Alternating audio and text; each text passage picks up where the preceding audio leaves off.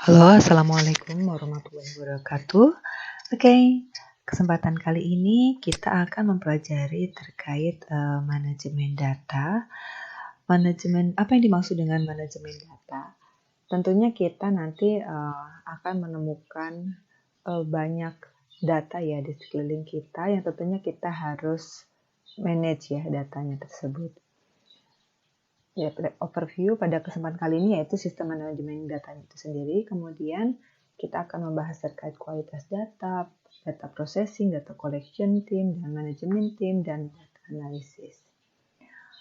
Nah, manajemen data itu yaitu merupakan kegiatan persiapan data ya sebelum kita lakukan analisis. Nah, biasanya juga kita sebut dengan pengelolaan data. Nah, manajemen data itu terdiri dari pembuatan program entry, receiving, sampai batching yang didukung dengan buku kontrol, editing dan coding kuesioner, kemudian entry data, dan selanjutnya ada pembersihan data atau cleaning. Data yang sudah dibersih akan dilakukan amputasi atau imputasi data.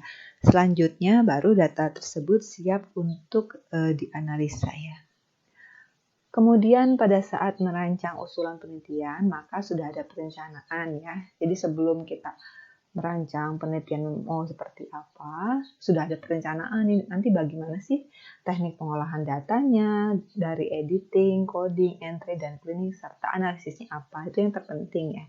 Jadi akan dilakukan analisis seperti apa. Kemudian nanti bagaimana tabelnya seperti apa, grafiknya seperti apa, atau ringkasan angka-angka yang akan dihasilkan seperti apa. Sehingga jika setelah kita memiliki rencana seperti ini, nanti di kuesioner itu kita akan menyesuaikan. Jadi kita ingin membuat tabel seperti ini berarti perlu data apa aja dan bentuk datanya seperti apa. Apakah datanya nominal atau ordinal atau interval atau rasio misalnya kan. Jadi sesuai. Nah, kalau mau bikin rata-rata misalnya kan tentunya harus rasio. Jadi nggak bisa kalau ordinal misalnya. Jadi tentunya kita harus menyesuaikan ya dan kita harus sebelumnya mempunyai perencanaan data. Kemudian tujuan pengolahan data sendiri apa? Jadi pengolahan data merupakan salah satu bagian dari rangkaian kegiatan penelitian ya. Setelah melakukan perencanaan instrumen, kemudian melakukan pengumpulan data. Kemudian data yang diperoleh dari hasil kegiatan pengumpulan seringkali bingung nih, sehingga muncul pertanyaan, mau diapakan sih data yang telah terkumpul? Kemudian bagaimana menghubungkan data di kuesioner dengan tujuan penelitian kita? Jadi kadang kita bingung ya datanya udah ada, terus sebenarnya kita harus tahu tujuan penelitian kita apa, ingin mengetahui tentang apa. Apakah ingin mengetahui tentang hubungan, misalnya asupan dengan status gizi, misal. Tentunya kita harus menyesuaikan ya, nanti datanya itu seperti apa. Misalnya kalau asupan gizi itu bentuknya mau rasio atau ordinal misalnya. Begitupun dengan status gizi. Nah, jadi tahapannya memang ada beberapa tahapan. Yang pertama menyunting data atau data editing, kemudian mengkode data. Jadi idealnya sih kita punya ya kode-kodenya dan kita tahu kodenya apa. Jadi kita misalnya dari data mentahnya, misalnya jenis kelamin laki-laki, perempuan. Laki-laki kita kode 1, perempuan kita kode 2. Tapi kalau kita tidak tahu kodenya kan tentu atau mungkin suatu saat kita lupa, nah itu harus ada catatannya atau buku kodenya ya. Kemudian membuat struktur data. Nah, nanti kita juga akan membuat struktur data dan file data. Kemudian juga kita akan memasukkan data. Bagaimana sih memasukkan data? Nah, biasanya kan untuk di zaman pandemi ini kita mengambil datanya biasanya menggunakan Google Form ya, karena kita misalnya menanyakan secara online. Tapi bisa juga secara wawancara, tapi ada juga yang menggunakan survei menggunakan Google Form, karena itu mungkin lebih mudah ya di zaman pandemi ini, dan semua orang bisa mengakses kapan aja kalau ada waktu gitu. Kemudian bagaimana sih, kan Google Form itu kita bisa download dalam bentuk Excel. Kemudian bagaimana kita nanti import Excel tersebut ke SPSS misalnya. Kemudian kita akan lakukan proses-proses dari editing, coding, dan sebagainya ya. Nanti dan membersihkan data juga.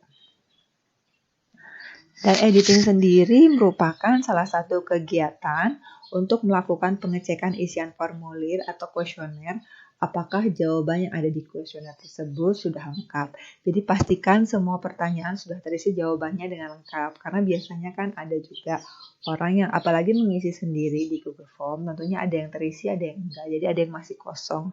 Tentunya kita harus pastikan itu. Jadi semua harus lengkap. Biasanya kalau misalnya isiannya enggak lengkap, kita delete aja gitu daripada nanti akan membuat gitu. Karena banyak missing data ya. Kemudian juga jelas ya, yang pertama jawaban pertanyaan, apakah tulisannya cukup jelas untuk terbaca, kemudian harus relevan. Jawaban yang tertulis apakah relevan dengan pertanyaan yang ada di instrumen. Kadang kalau misalnya jawabannya pilihan itu kan sebenarnya responden lebih mudah ya, karena tinggal memilih. Tapi kalau jawabannya seperti short answer atau jawaban singkat itu, nanti macam-macam. Nah, kita mengkategorikannya agak susah kalau seperti itu. Jadi dalam pembuatan kuesioner dan juga kita juga harus memastikan untuk memudahkan kita tentunya kita buat kategori misalnya. Tapi kalau kita memang perlunya data rasio seperti kalau kita mau mencari berat badan, tinggi badan, tentunya itu kita harapkan berupa angka. Jadi jangan sampai si responden ngisinya berupa huruf misalnya. Jadi kita harus pastikan kita setting itu hanya berupa angka dan berapa desimal misalnya. Kemudian konsisten, apakah ada beberapa pertanyaan yang berkaitan isi jawabannya konsisten. Misalnya pertanyaan usia dengan pertanyaan jumlah anak misalnya. Misalnya di pertanyaan usia itu ada 15 tahun dan di pertanyaan anak itu jumlah anak 9. Ini berarti tidak konsisten. Ya, jadi semua pokoknya intinya pertanyaannya apa, kemudian jawabannya apa itu harus konsisten ya. Jadi kalau isinya ditanya umur ya jawabannya umur gitu kan. Ditanya jumlah anak ya anak gitu. Kemudian dari coding sendiri, coding merupakan kegiatan merubah data dalam berbentuk huruf.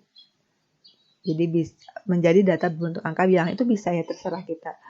Jadi misalnya kan kalau nanya pendidikan, misalnya apakah pendidikan terakhir Anda SD, SMP, SMA, perguruan tinggi gitu. Jadi SD kita coding 1, SMP kita coding 2, SMP kita coding 3 misalnya. SMA kita coding 4. Kemudian jenis kelamin juga misalnya 1 laki-laki, 2 perempuan dan sebagainya. Jadi coding itu kalau itu mempermudah ya saat analisis data dan juga mempercepat saat entry data. Kemudian processing sendiri, jadi setelah semua kuesioner nanti terisi penuh dan benar, serta sudah melewati penggodaan, maka langkah selanjutnya adalah memproses data agar data yang sudah di-entry dapat dianalisis. Nah, pemrosesan data ini dilakukan dengan cara meng-entry data dari kuesioner ke paket program komputer atau kita biasanya pakai SPSS. Nanti kita akan latihan ya untuk SPSS. Nah, biasanya juga ada Stata, ada juga SAS dan lain-lain. Cuma lisensinya biasanya memang mahal ya. Kalau Stata masih bisa free. Tapi kalau dia kualitasnya bagus tentunya harus yang lisensi ya. Apalagi SAS gitu.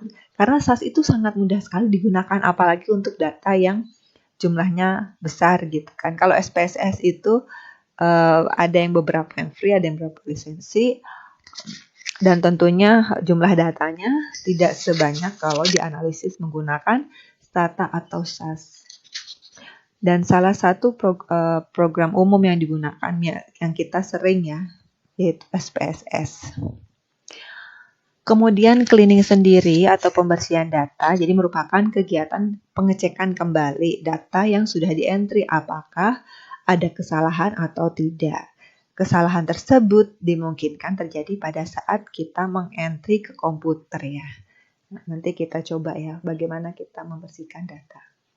Misalnya, untuk variabel pendidikan ada data yang bernilai 7, padahal codingnya hanya 1-4. Kan yang tadi ya, 1 SD, 2 SMP, 3 SMA, 4 PT. Loh kok ini ada 7 kan berarti ada yang salah ngetik atau salah ya dalam entry. Jadi kita harus cek itu, jadi kodenya benar-benar sesuai atau tidak atau ada yang terlebih tidak sesuai dengan range kode yang kita buat sebelumnya. Kemudian cara kita mengetahui untuk missing data tentunya bisa kita mendeteksi dengan membuat tabel seperti ini.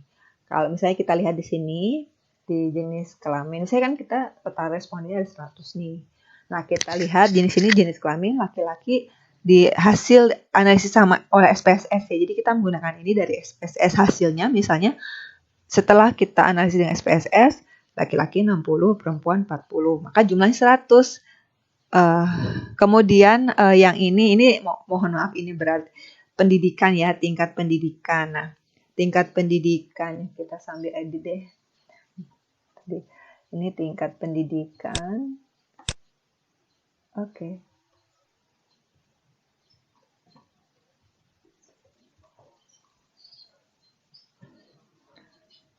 Nah, di sini tingkat pendidikan misalnya kan ada SD, SMP, SMA, PT ya. Kemudian di sini SD 20 jumlahnya, SMP 30 responden, SMA 20 responden, PT 20 responden. Oh, ternyata di total cuma 90 gitu kan, berarti ada yang missing ya. Datanya missing sebesar 10.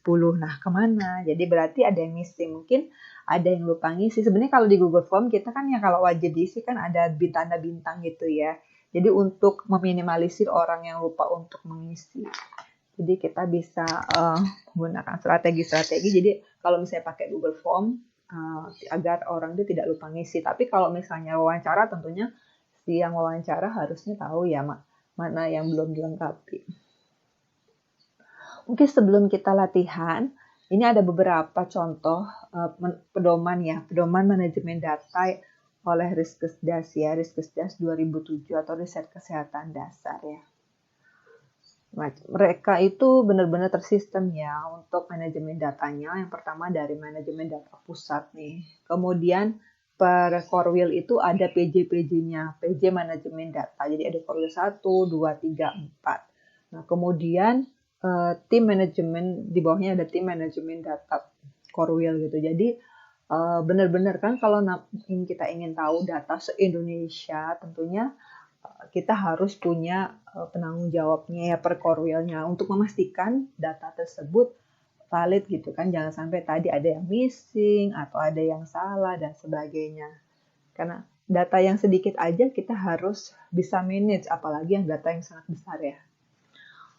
Nah, di sini misalnya sangat ini alurnya, misalnya dari kuesioner, kemudian nanti ada per tiap blok sensus itu ada rekapitulasinya kuesioner, editing kuesioner, kemudian nanti dikumpulkan di kabupaten, kemudian nanti ada pangkalan datanya di Corwil ya, di Corwil, kemudian juga nanti dikirimkan ke pusat itu, pusat data Balitbangkes.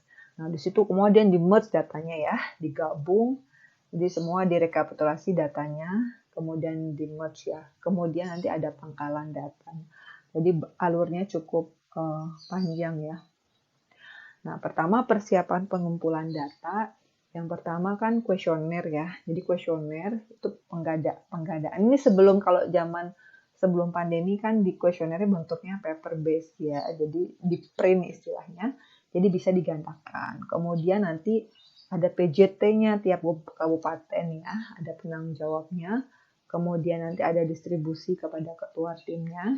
Kemudian nanti di lapangan nih, kita bayangin di lapangan, jadi nanti enom-enom ke rumah-rumah ya, rumah yang dituju yang telah di random ya. Kemudian sebelumnya ada pemeriksaan kelengkapan kuesioner dulu. Nah, kita harus pastikan kuesionernya ini lengkap. Kemudian juga si respondennya dilatih terlebih dahulu bagaimana wawancaranya menggunakan kuesioner tersebut gitu kan. Dan persepsinya harus sama, jangan sampai beda. Makanya pelatihan. Jadi pelatihan dulu. Kemudian juga kemudian nanti enumerator turun ke lapangan.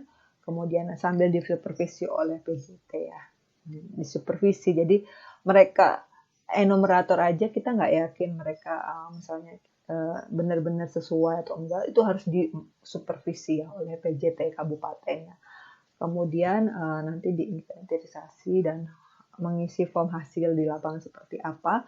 Kemudian nanti ada form lapangan dan kuesioner seperti apa. Kemudian nanti ada pengiriman data. Setelah data semua terkumpul, kemudian diverifikasi tadi oleh PJT-nya, kemudian dikirim ya. Ada PJ kabupaten, ada PJ manajemen data yang di tingkat Korwil tadi. Nah, di tingkat Korwil sendiri misalnya, saat kuesioner masuk, kemudian ada receiving dan batching oleh masing-masing Korwil, kemudian juga nanti dikirim ke pusat ya. Itu juga proses sama, ada editing coding, ada entry cleaning, terus kemudian ada dan seterusnya. Kemudian di pusat lagi nih, pusat semua ada beberapa kuesioner, beberapa data, semua dijadikan satu, di merge datanya ya jadi satu. Nah itu sebenarnya itu crowded banget ya datanya. Kita bisa bayangkan dari kabupaten aja udah banyaknya seperti apa, kemudian di Korwil, kemudian di pusat ya. Nah di sini yang penting ada buku kodenya jelas sehingga sampai kabupaten Korwil dan pusat itu sama kodenya. Ini kalau tadi sebelumnya, setelahnya ada Riskesdas 2013 ya. Jadi yang pertama mengontrol kualitas datanya seperti apa. Jadi tim pengumpul datanya melakukan kontrol kualitas data dengan melihat kelengkapan dokumennya ya. Pokoknya semua timnya dilakukan dulu kontrol kualitas data. Dokumennya lengkap apa enggak. Kemudian pemeriksaan kembali kelengkapan jawabannya seperti apa. Jawabannya lengkap atau enggak. Kemudian ada konsistensi alur jawabannya. Dan kelengkapan jawaban dan konsistensinya termasuk jumlah RT, ART, kemudian juga misalnya hasil penerimaan berat badan, hasil ukuran panjang badan, tinggi badan, misalnya kelengkapan formulir spesimen darah. Karena semua data di-merge ya, sedangkan kuesionernya berbeda-beda. Kemudian bagaimana si data itu bisa jadi satu gitu kan di-merge. Nah, kegiatan manajemen data dilakukan melalui 2 tahap. Yang pertama tadi ya, tahap 1 dilakukan sama berarti dengan Riskesdas sebelumnya, yaitu dilaksanakan di kabupaten atau kota. Jadi pertama ada pengumpulan data, kemudian ada receiving data atau penerimaan, kemudian batching atau pembukuan, kemudian ada kontrol kualitas data, kemudian ada entry data, kemudian ada pengiriman data elektronik. Jadi termasuk di dalamnya persiapan jaringan internet yang dikoordinir oleh PJT kabupaten atau kota. Kemudian tahap 2 dilakukan oleh Satuan Kerja Badan Litbangkes, sama ya semua digabung. Jadi penerimaan dan penggabungan data dari kabupaten kota, kemudian dilakukan cleaning data kabupaten kota, kemudian penggabungan data provinsi, wah udah ada kabupaten kota ini, kemudian provinsi, kemudian ada cleaning data provinsi, penggabungan data nasional, cleaning data nasional, importasi, pembobotan, dan ada penyimpanan data elektronik. Oke, kita coba latihan ya untuk manajemen data.